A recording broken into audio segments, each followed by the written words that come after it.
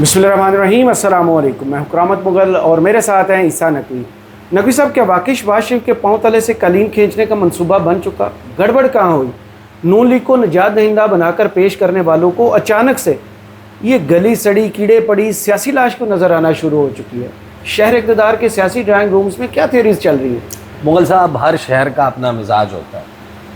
अभी आपने देखा कि कुछ मेरा ख्याल है 1-2 हफ्ते 3 हफ्ते पहले की बात है, एक लड़ाई चल रही थी इंटरनेट के ऊपर, बड़ी भरपूर किस्म की जी, कराचीआइट्स और लाहौरियों के दरमियान। जी, वसीम अकरम ने शुरू की थी और फवाद चौधरी साहब ने एंट्री मारी थी कि खाना किसका अच्छा है, किसका बुरा है, हम फलां चीज़ अच्छी बनाते हैं, हम फलां चीज़ अच्छी बनाते हैं, ये सिर्फ मिर्चें डालते हैं, इनके पास खाने बड़े अच्छे मिलते हैं। तो जो शहर इक़्तिदार है ना, ये साजिशी थियरियाँ बहुत अच्छी बनाता है। सही। और एक इलेक्टेड और सिलेक्टेड एलीट का शहर जब उसके सियासी ड्राइंग रूम्स आबाद होते हैं तो ऐसे ऐसे, मुझे पता है कि आपने जो अपना इब्तदाइया दिया ना, ओपनिंग, ये स्टेम करती है सुहेल वड़ाई साहब के कॉलम से। बिल्कुल सही। और उसके ऊपर तड़का लगता है आमिर इलियास राना की वो गुफ्तगू जो उन्होंने आसमा शिराजी के प्रोग्राम में की। बिल्कुल ऐसे ही है। और उस पे वो रिबटल जो दिया गया रिजवान मुनीब फारूक, अच्छा, मुनीब फारूक ने जो रिबटल दिया उस कॉलम का जो सुहेल वड़ाई साहब ने लिखा, सही सही, सारी सही। उसी के अराउंड चल रही है ना। लेकिन मैं आपको एक बात आगाज में बता दूं इस वीडियो के, ये जो सुहेल वड़ाई साहब ने कॉलम लिखा है ना, अभी जाहिर है कि हफ्ते में कोई 1 या 2 मरतबा इत्तफाक हो जाता है जी, किसी एक ऐसे सियासी ड्राइंग रूम में बैठे हैं जहाँ पे कभी कभार ऐसा होता है कि सिर्फ एक ही जमात के लोग बैठे होते हैं और कभी कभी लोग हैरान हो जाए इस बात पे जी, कि आपको E7, F8, F6 parliament lodges और कुछ और मकामात पे आपको एक ही छत के नीचे वो लोग भी मैसर आ जाते हैं जो अदरवाइज लोगों को लगता है कि ये एक दूसरे के गिरबान पकड़ के चपेड़े लगा देंगे। बिल्कुल ऐसे ही है। और वो वहाँ पर बैठ के ये सारे तबसरे कर रहे होते हैं और वहाँ पर ऐसी ऐसी थियरीज आती हैं कि वड़ाई साहब ने जो कॉलम लिखा है ना, ऐसे रोज़ाना की बुनियाद पे दर्जनों कॉलम्स उस एक नशिस्त में से निकल आते हैं। सही। तो सुहेल वड़ाई साहब ने जो बातें की हैं ये कोई रॉकेट साइंस नहीं है। सही। लेकिन मजमून बांधने के लिए उनकी तकरीर से पहले, यानी कि कॉलम में जो उन्होंने नीचे आके तकरीर किया, उस तकरीर से पहले जो बेसिकली उन्होंने थ्योरी फ्लोट की है, उस थ्योरी को डाइसेक्ट करेंगे। फिर जो राना साहब का तड़का है उस तड़के पे बात करेंगे और मैं आपको बताऊंगा जो इस वक्त सबसे बेहतरीन, यानी कि जो सबसे प्लॉजिबल एक्सप्लेनेशन सामने आ रही है ये सियासी ड्राइंग रूम्स में, जो आइंदा मंजरनामे के हवाले से बता रही है। देखिए, वो हिंदी मेरा ख्याल है सीरीज और ड्रामे शरामे होते हैं जिसमें कहा जाता है कि ये सारा षड्यंत्र, हाँ, इसलिए तो नहीं रचा। तो सुहेल वड़ाई साहब ने जो कॉलम दिया है, ये कॉलम या ये वाला तज्जिया जो है इस हुकूमत के रोज़े अव्वल पे किया जा सकता है। बिल्कुल सही। इस हुकूमत के आने से पहले PDM सीजन 1 पे किया जा सकता था। पहले ज़रा उनकी थ्योरी ज़रा उसको ज़रा उसमें से चीज़ें दरियाफ्त करने की कोशिश करते हैं, फिर हम आएंगे राना साहब पे और फिर हम आएंगे इस वक्त जो शहर इक़्तिदार के सियासी ड्राइंग रूम्स हैं। और ख़ास तौर पे अभी चंद घंटे पहले मेरी चंद लोगों से बात भी हुई है, उन्होंने, और मैं उनकी बात कर रहा हूँ जो साहिब इक़्तिदार लोग हैं, सही, साहिब इक़्तिदार लोगों से बात हुई है, तो उनसे पूछा कि भाई ये भी चल रहा है, ये भी चल रहा है, तो विचली गाल दसो। सही। तो विचली गाल जो है वो बहुत सारे लोगों के लिए मायूस कौन होगी। सही। सुहेल वड़ाई साहब ने लिखा, खबरदार, होशियार, तैयार, बिल्कुल जैसे करामत मुग़ल साहब के कॉलम वो होते हैं, थंबनेल्स होते हैं, बिल्कुल ऐसे थंबनेल्स होते हैं। तो सुहेल वड़ाई साहब ने लिखा है, तो ये सरासर बदशगुनी और रंग में भंग। ये आप क्या हरकत कर गए हैं मुझे? मगर नगोड़ा सहाफ़ी कबल वक्त मुस्तकबिल में रूनुमा होने वाले वाक़यात की पेशगोई ना करे तो क्या करे? चुप करके बैठे। नहीं, अब आपने तज्जिया तबसरा करना है, एक दुकान खोली गया तो यही काम करते हैं। शेख रशीद साहब, आपको याद है ना? जी जी जी। कि प्रेडिक्शन, ईद से पहले बड़ी ईद से पहले बड़ी कुर्बानी की तैयारी, मार्च से पहले मार्च से पहले मार्च, इसी तरह के उनके सितंबर होने वाला है, दिसंबर में नींदें रात, पता नहीं आंसू निकलने वाले हैं, इस किस्म की वो थ्योरीज पेश करते हैं। तो वड़ाई साहब कहते हैं कि घोड़ा घास ना खाए तो क्या करे। नगोड़े सहाफ़ी की छठी हिस्स के अलार्म बजना शुरू हो गए हैं। भारी दिल के साथ लिख रहा हूँ कि अगरचे हुकूमत इस वक्त अपने उरूज के निस्फ़ुन नहार पर है, बज़ाहिर सब कुछ ठीक चल रहा है, मगर इस उरूज के बाद जुलाई से इसका जवाल की तरफ सफ़र शुरू हो जाएगा। सबसे पहले मैं आपको बता दूं कि सन 2005 से मैं बजट कवर कर रहा हूँ। सही।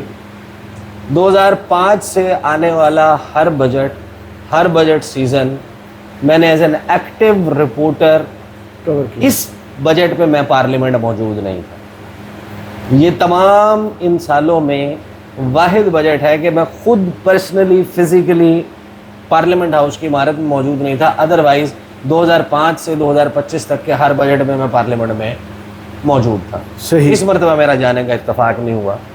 तो ये जो हुकूमत जाने की, कैबिनेट रीशफल की खबरें हैं, वो हमेशा बजट के साथ कोइंसाइड करती हैं। अच्छा। और ये इत्तफाकिया नहीं होता। सही। और मैं ये कतन नहीं कह रहा कि सोहेल बड़ाई साहब के कान में किसी ने कानाफूसी नहीं की। ये खबरें फैलाई जाती हैं, ये पावर कॉरिडोर्स की पिलो टॉक है। अच्छा। पेट टॉक है उनकी। और ये ऐन इस मौसम में होती है जब सूरज अपनी तपिश जो है वो उरूज पर ले जाता है और एसी चला के ठंडे ठंडे ड्राइंग रूम्स में बैठ के हम जैसे सहाफ़ियों को ऐसे से किस्से सुनाए जाते हैं, बातें की जाती हैं और बड़े क्रेडिबल लोग, अच्छा वो लोग भी आपको बाय डिज़ाइन चीज़ें प्लांट नहीं कर रहे होते, उनके सामने भी मंजरनामा यही होता है। सही। जो असल पॉलिसी मेकर्स हैं वो जब सिस्टम को शेकअप करना होता है ना, बात मुड़ के उसी लतीफ़े पे आ जाती है मुगल साहब जी कि मरासी को होगी सज़ा। बादशाह ने कहा कि इसको सज़ाए मौत है। मरासी ने कहा कि आखिरी ख्वाहिश, मैं आपके घोड़े घोड़ना सिखा सकता हूँ।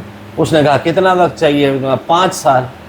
5 साल में से 3-4 साल गुजर गए। किसी करामत मुगल ने आ गया कि माइक किया, उसने कहा भाई तू कहाँ से घोड़ा उड़ाएगा? उस 5 साल क्यों लिए? कहता है मैंने सोचा 5 साल है, या बादशाह मर जाएगा या मैं मर जाऊंगा या घोड़ा मर जाएगा। इसे कहते हैं डंग टपाऊ पॉलिसी। सही।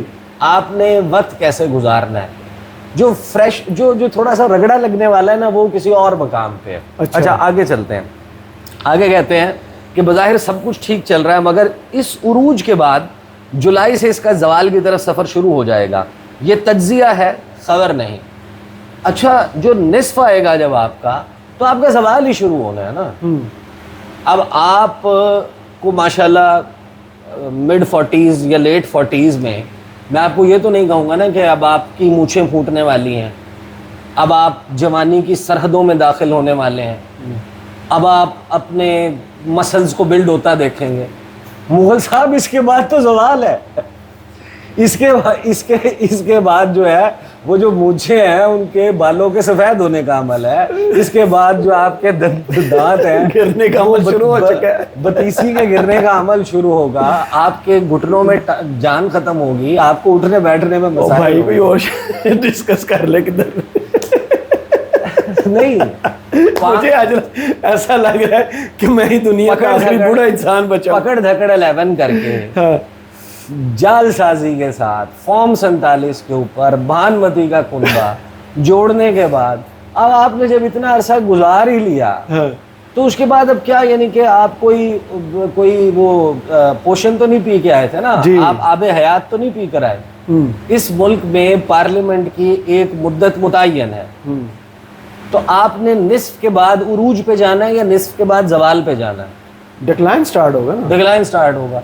और वो हुकूमत जिसका रोज़े अव्वल ही डिक्लाइन था, आप उन पस्तियों, उन गहराइयों में जाकर गिरे हैं जहां पर आपको ढूंढने से कोई नहीं ढूंढ सकता। सही। वो किधर गया? उड़ान पाकिस्तान। वो तो उड़ गया। उड़ान पाकिस्तान 2024 का दिसंबर मीडिया हाउसेस को इतने बड़े बड़े जो है ना वो लेटर्स भेजे गए, टेक ऑफ, हम जनाब वो आसमान की बुलंदियों को छूने वाले हैं। ऐसे $1 ट्रिलियन की इकोनॉमी 2035 तक बन जाएंगे। $3 ट्रिलियन की हम 2047 तक बन जाएंगे और $60 अरब हमारी एक्सपोर्ट हो जाएंगी 2029 में। और ये एहसन इकबाल उसके यानी कि ना सबसे खालिक, ये उसके खालिक, ये फोर रनर थे जी। ये वो थे जो डिक्टेटर मूवी में लेफ्टिनेंट जनरल अलादीन जो भाग रहा होता है, उसको शूटिंग करने वाला जो कैमरामैन नहीं जा रहा होता, जिसको गोली मार देता है वो, मेरे से आगे क्यों निकल गया, आगे ये मुझे शूट करने या मुझे मेरी मूवी बनाने के चक्कर में मेरे से आगे क्यों भाग रहा है, उसे भी गोली मार देता है। वो एहसन इकबाल अभी 2 दिन पहले 3 दिन पहले ट्विटर पे बैठ के तकरीर फरमा रहे थे। उन्होंने अपना एक क्लिप पोस्ट किया कि पाकिस्तान के मसाइल क्या जी 75 साल में हम मईशत का मरकज क्यों नहीं बन पाए? हम क्यों नहीं बन पाए? क्योंकि उसके लिए एक्सपोर्ट्स चाहिए होती हैं जी। ओ भाई साहब, आपने पूरे पाकिस्तान को, मीडिया को, हमें मीडिया हाउसेस को, हम उसको शो, आपने इतने बड़े बड़े जनाब दावे करके भेजे थे कि ये $60 अरब पे जा रहे हैं 2029 में, और 2025 के 25-26 के जो फिगर, यानी उस प्रोग्राम के लॉन्च होने के 1.5 साल के बाद आपने छापे हैं। खुद आपने बताया कि भाई एक्सपोर्ट्स बढ़ने की बजाय गिर गई हैं। यानी एक मुल्क एक होता है कि आप जिम जाके मसल बिल्ड करें, मोहल साहब आप जाएं, आप प्रोटीन ज़्यादा इनटेक हो, आप सप्लीमेंट्स ले रहे हो, आप एक्सरसाइज कर रहे हो और आप अपना मसल बिल्ड करें। एक होता है कि नहीं, आप ऐसा कुछ भी नहीं कर रहे, खुदा ने आपके जिस्म में ये सलाहियत रखी है कि उम्र बढ़ने के साथ जब जवानी का लम्हा होगा तो आपके मसल खुद ब खुद बड़े होंगे। आप तो अपने नॉर्मल ग्रोथ को भी अचीव नहीं कर पा रहे, आप स्टंटेड ग्रोथ का शिकार हैं। और अब आप बैठ के हमें लेक्चर दे रहे हैं और कहानियां सुना रहे हैं। यही एहसन इकबाल आप रिवर्स कर लें, यही शहबाज शरीफ, यही इसहाक डार, ये बैठ के आपको क्या जादुई किस्से सुनाते थे। ऐसा लगता था शाहज़ेब खानज़ादा कुछ दिन पहले बैठकर बता रहे थे ये जो डेवलपमेंट है इससे इकोनॉमी चलती है, इसमें बहुत सी सनदें इन्वॉल्व होती हैं। फिर यही हैं जो बाद में मशवरा दे रहे थे कि नहीं 1,000 अरब तक ले आएँ, ये डेवलपमेंट बजट जो है इसको कम करें, ये बहुत बड़ा बोझ है। उनकी तो दिन ब दिन वो बातें जो है ना वो कंट्राडिक्ट करती हैं। ये जो साइंसदान है ना, अरस्तू उनको कहते हैं ना, ये जो बैठ के 17 रुपए से यूनिट 12 पे कैसे आएगा, 60 रुपए बिजली का यूनिट कैसे कम होगा, पेट्रोल 75 रुपए में कैसे बिके, पेट्रोल कितने 75 रुपए में, ये शिवाशी साहब कहते थे, कम कैसे होगा। ये अब बैठ के पता है किस तरीके की बातें कर रहे होते हैं। ये कुर्सी है, इसकी 4 टांगे होती हैं, ये लकड़ी से भी बनती है, ये लोहे से भी बनती है, ये प्लास्टिक से भी बन सकती है, इसकी बैम्बू से भी बन सकती है, इसका कलर ये है। कच्ची पक्की जमात के बच्चों वाली आप बातें करते हैं। बहरहाल बड़ाई साहब अपनी थेरीज में आगे लिखते हैं कि और इस तज्जिए की बुनियाद यह है कि हुकूमतें 3 वजूहात की वजह से घर जाती हैं, मुक़्तदरा, अदलिया या आपस के बड़े इख्तलाफात पर। इस वक्त मुक़्तदरा और हुकूमत में कोई बड़ा इख्तलाफ नहीं, ना अदलिया का कोई मसला है और ना ही हुकूमत की अंदरूनी कोई लड़ाई है। गोया हुकूमत इस वजह से तो नहीं जा सकती। हुकूमत के जाने की 2 और वजूहात भी होती हैं, वो होती हैं मुआशी और सियासी। ये दोनों वजूहात मौजूदा हुकूमत के ज़वाल की बुनियादें खोद रही हैं।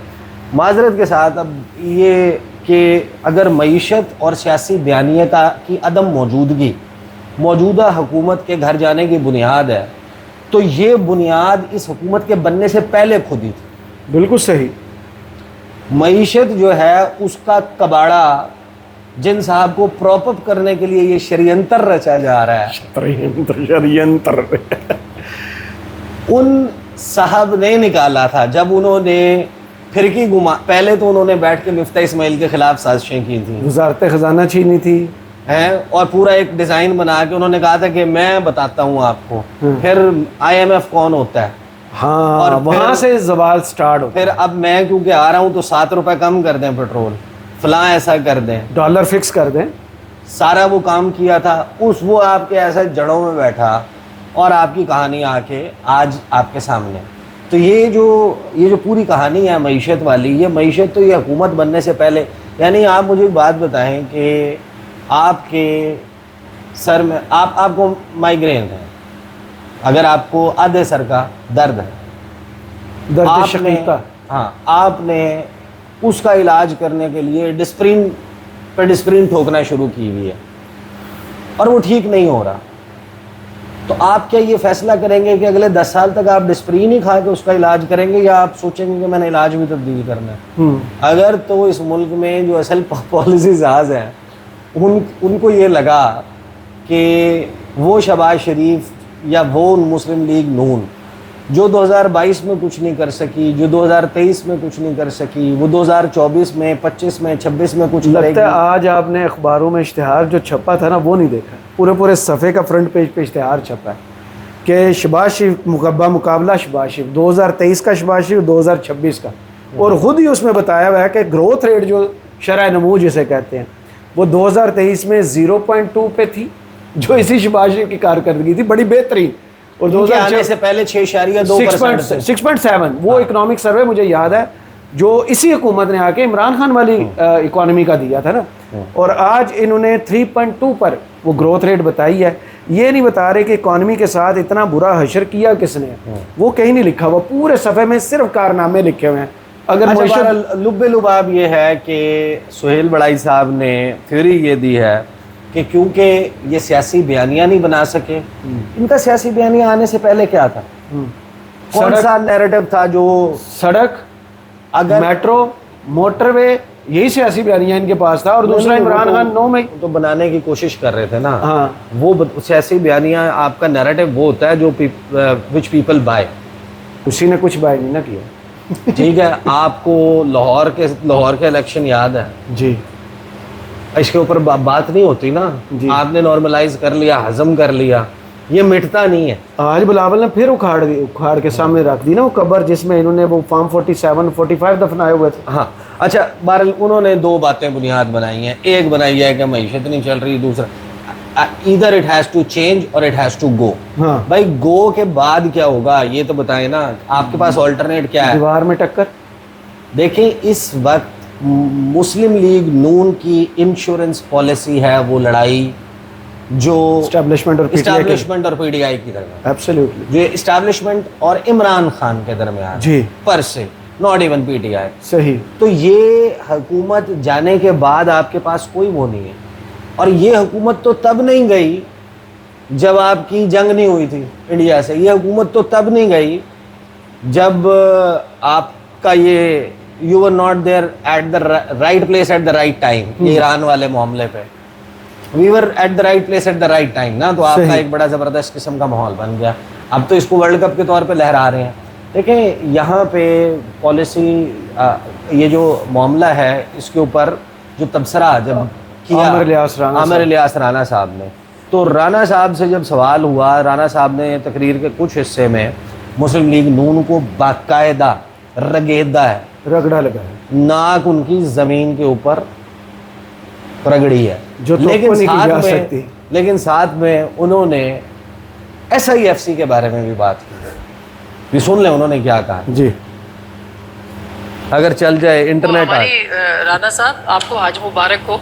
आप ये मुझे बताएं कि ये फिर कैसे हो रहा है? इसीलिए कहा जा रहा है कि शायद कुछ हुकूमत के अंदर तब्दीलियां जो है वो खबरें, बड़ाई साहब ने तो कॉलम लिखा है, मैं तो काबीना की तब्दीली तक जाती हूँ, वजीर आजम की तब्दीली तक मैं नहीं जा रही, मगर क्या ऐसी बात है कि इत्मीनान नहीं है? आपके दोनों मेहमान इतने सॉफ्ट स्पोकन है।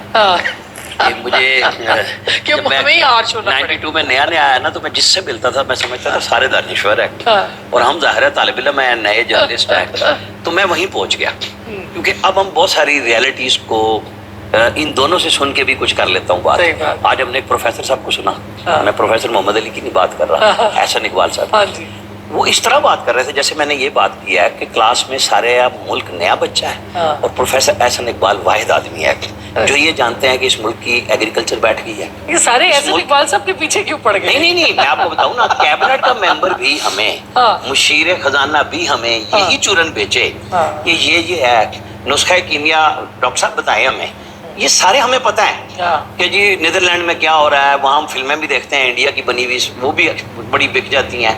हमें आप बताएं कि यहाँ क्या चूरन बेच रहे हैं। SIFC कितने जोरों शोर से आई, जी हाँ, ठीक है, एग्रीकल्चर दे दिया उनको, ठीक बात, उन्होंने क्या दिया? मुझे मतलब जवाब चाहिए इसका। मेरे लिए जो क्वेश्चंस हैं वो ये हैं कि हमें कहानियां न सुनाए। लंगड़ियाल साहब बैठ के 1000 गाड़ियां दी, मेरी तरफ से 2000 दे दी, ठीक है, मुझे बदले में बताएं कि IRS अफसरों से उन्होंने हमें क्या लेके दिया। कस्टम वालों को तो ड्यूटी लगती है तो वो ले देते हैं, उन्होंने कितने बहरहाल he goes on and on and on, और ये शहबाज शरीफ को भी रगड़ा और सबको ये इसके ऊपर बड़ा सख्त किस्म की बात करते हैं। एक once upon a time there was a green Pakistan initiative, वो होना था, एक सब्ज इनकलाब आना था जो अयूब खान से चलता हुआ। ये ब्रेन चाइल्ड तो इनके साथ एसोसिएट किया जाता है वजीर खजाना के साथ कि यही डिस्कशन हुई थी ना, जिसके बाद वजारत खजाना में आए थे। अब असल में देखें, मामला ये है कि राना साहब ने जो अब SIFC को तख्ता मश्क, सवाल तो जेन्युइन है, आपने एग्रीकल्चर पे आपने वो क्या, अब इस पे खबर जो है, जो इस वक्त थेरी, खबर नहीं है यार, थेरीज हैं, और उन्होंने भी कुछ इरशाद फरमाया ना, मुनीर फारूक साहब भी जवाब लेकर आए थे। तो इसके ऊपर बेसिकली जो बात सियासी ड्राइंग रूम्स में चल रही है, मैंने बड़ा खंगाला है, और साहिब इक़्तिदार जो इस वक्त सियासी लोग हैं, कुछ नहीं होने वाला नहीं, वो कह रहे हैं कि फिल्टर आउट कर ले, बच्चा जो मुरा घूम गया, झूम गया, ये आप दरमियान में जो एक आधी चीज़ आपके पास है, ये क्यों है? सही, छीन लो, ये भी नहीं होनी चाहिए, छीन लो। हाँ, गाट दैट। एक रीशफल है, एक चेंज है, एक है कि यार ये ਤੁਹਾਡੇ वास्ते काम नहीं है, आप पीछे हो जाएं, हमने अचीवमेंट्स कर ली हैं, अब फलां की जगह फलां शख्स होगा, फलां की जगह फलां होगा, तो वो ये काम खत्म हो 2.5 जाएगा साल में, या मोहसिन नकवी साहब 2.5 वज़ारत साल में ख़ारजा या का घोड़ा काम मर नहीं करेंगे। जाएगा, या बादशाह मर जाएगा, या मैं मर जाऊंगा। तो बेसिकली जो असल में मामला है वो है कैबिनेट रीशफल के हवाले से, उसके ऊपर बहुत ज़्यादा एक्टिवली बात चल रही है, सरमायाकारी के मामलात है। लेकिन मैं आपको एक बात बता दूं, आपने इतनी बड़ी गोल्डन अपॉर्चुनिटी मिस कर दी है। ये जो गल्फ़ में ये जो सिचुएशन क्रिएट हुई है, तो इस सिचुएशन में अगर आप फ़ायदा नहीं उठा सके, जड़े इत्थे पैड़े वो लाहौर ही पैड़े। अभी फ़िलहाल हुकूमत के जाने का, चल चलाओ का कोई इम्कान नहीं। हाँ, जो natural process of dying of a patient है, उसकी तरफ ये चल रहे हैं। शहबाज शरीफ साहब, मैं आपको फ्रैंकली बताऊं कि शहबाज शरीफ बिला चूँ चरा सवाल किए बगैर, ना किए बगैर जैसे काम कर रहे हैं, ऐसा प्राइम मिनिस्टर कहाँ मिलता है किसी को? ढूंढने से शायद मिल जाए, लेकिन चले जो दस्तयाब है वही बेहतर और है। ये मैं कौन सी चीज़ें ज़राए तफन्नुन कह रहा हूँ, इसको आप मलहूज़ खातिर रखें सुनने वाले को। बहुत शुक्रिया ईसा नकवी आपके तजिए का। कमेंट्स बॉक्स में ज़रूर बताइएगा ये वीडियो आपको कैसी लगी। इजाज़त दीजिए, अल्लाह हाफिज़।